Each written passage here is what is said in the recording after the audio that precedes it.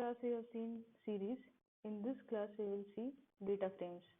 Data frame is a two-dimensional object.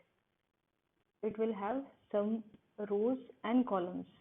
Series was only one dimension. It consisted only of a single row or column. So in data frames, you can think of it as having three main parts. First is the value, the column headings, which are also called as columns, and the row headings. Headings are called index. So one thing to remember in a data frame is it has two axes, axis 0 and axis 1. Axis equals to 0. This is the 0 axis, and this is axis equals to 1. We will be using this in several places, so just keep this in mind that axis 0 is this axis and axis 1 is this axis. So some of the other properties of data frame are: a data frame is heterogeneous data. Heterogeneous means it can hold data of different data types. For example, you can see over here is that these are integers, numbers, these are string. So all these different data types can be stored in a data frame at the same time. So the series was a homogeneous. It could contain data of only one data type, but a data frame can contain data of different data types. Then the other property is that it is size mutable. Size mutable means that size can be changed. Means if you are having, say, 3 rows and 3 columns, so you can increase or decrease the number of columns. You can add one more column over here in this data frame, or you can add one more row over here. In series it was not possible. In series you could not change the size of the row or column, but in data frame you can change. Then the next property is that a data frame is data mutable. Data mutable means you can change the values. For instance, if 13 you can make it 18, names you can change. So this is what data mutable means. Next, how can a data frame be created?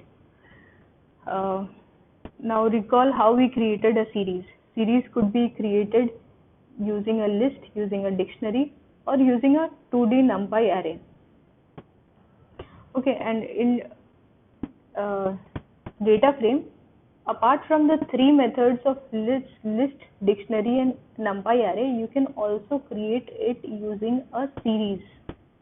Okay, so you can create data frame from series, list, dictionary, and NumPy array, 2D NumPy array. Obviously 2D, why 2D? Because data frame is a two-dimensional. So it will need a 2D structure to fill it in the 2 dimension that it has. Then the next is we will see how to create an empty data frame. First of all, we need to import the pandas library, because the data frame function that we will use is inside this pandas library. Okay, so first we have to import this pandas library. So we are writing this import statement, import pandas as PD. After that we have to create a data frame. To create a data frame we use the data frame function. So we are writing PD dot data frame.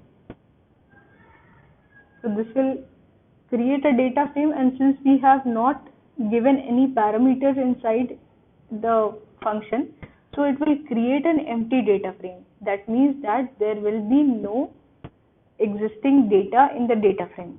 It is just an empty skeleton. So see here, when we try to see the output, we get that empty data frame has been created with no rows and no columns, since we have not input any values. Now let us see how to create a data frame from a series. Okay, from a series, if you want to create, first we have to create the series, and then we will pass this series to the data frame. So see this line number. First we will import pandas as PD. That will be same in all the queries on all the codes that we write. Next statement is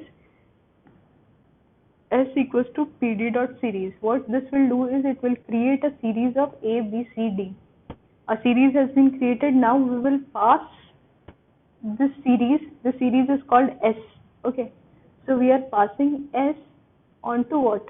Onto this data frame. See, the syntax is same as previous. To create a data frame object, you write pd dot data frame, and then inside you are passing S. S is a series. So this will create a data frame of this series. Since we have not given any name to the column, so the column name will be a default value, and the default value of the column is always 0. It will start from 0. If there were multiple columns, it would go on incrementing from there. Say if there was 3 columns and we did not give name to any column, so it will start from 0, 1 and 2. And next, creating a data frame from dictionary. First of all, we have to create a dictionary, and then after creating a dictionary, we will pass this dictionary to the data frame function. So in this statement, we are creating a dictionary. It has keys as A and B. Okay, so and then the name of this dictionary is DIC. So we are passing this DIC object to the data frame, so pd.data frame, and then we are passing DIC. So what this will do is it will create a dictionary, and this dictionary is passed to data frame. So a data frame is created, and the column will be the dictionary keys. A and B will become the column headings. Okay. And the values will go from here. The values of dictionary will become the data part of the data frame. So this will become the data part. So I'll see. Once again I will tell this. The keys part, A and B are the keys of dictionary. So always the keys become the column headings. So A and B become the column headings. Now the values of dictionary will become the values of the data frame, that is the actual data. The actual data part is this. Okay.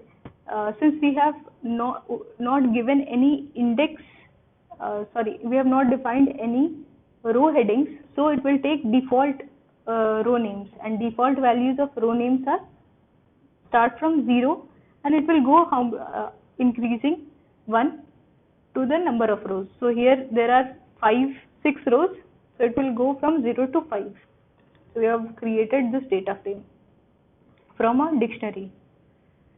Next is data frame from a list of dictionaries. Okay, list of dictionaries. Dictionary is also there and list is also there. So what does it mean? A list of dictionary means a list that will be containing multiple dictionaries. For example, see over here. This is the list. List is denoted by which bracket? By square bracket. Now inside this list, inside the square bracket, we have multiple curly braces. Curly braces is for dictionaries. Okay, we have 3 dictionaries inside the list. So we can say that this is a list of dictionaries. Okay. Now once we have created a list of dictionaries, we will pass on this list of dictionary to the data frame. The name of it is L, so we are passing L. So we are writing pd.dataframe L.